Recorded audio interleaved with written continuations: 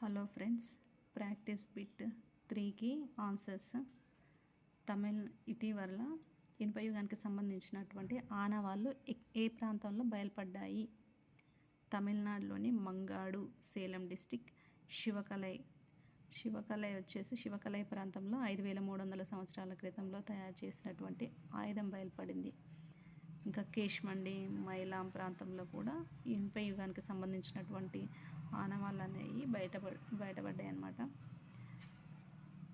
భారతదేశానికి నాదిర్ షా ఏ సంవత్సరంలో, ఎవరి కాలంలో దండయాత్ర చేశాడు అంటే మొహమ్మద్ షా కాలంలో 1739 మొఘల్ వాళ్ళు. ఇక్కడ గోల్కొండ రాజ్యాన్ని పాలించింది ఎవరంటే నిజాముల్ ముల్క్. భారతదేశ విదేశాంగ విధానాన్ని తెలియజేసేటువంటి అధికరణ ఏది? అధికరణ 51. భారతదేశంలో విదేశాలు అనేవి పెట్టుబడులు పెడతాయి కదా, ఆ భారతదేశ వాణిజ్యము పరిమితుల గురించి తెలియజేసేటటువంటి అధికరణ 301. రాష్ట్రాల్లో కూడా పెట్టుబడులు పెడతాయి, కానీ ఆ రాష్ట్రాల్లో పెట్టుబడులు ఎంతవరకు పెట్టాలి, ఏం పెట్టాలనేసి పార్లమెంట్ అనేది ఆంక్షలు విధిస్తాయి.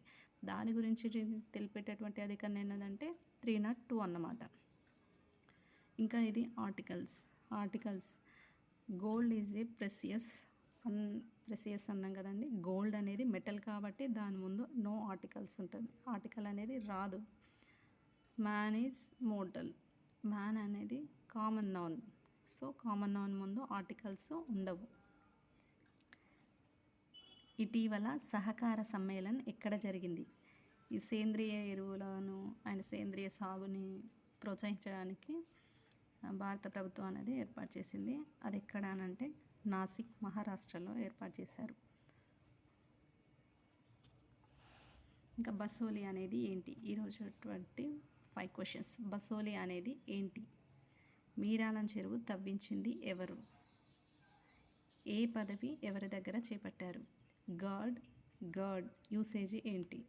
Bye, factory, dozen, furniture. వాటి ముందు ఫ్లూరల్స్ ఏమొస్తాయి వాటికి?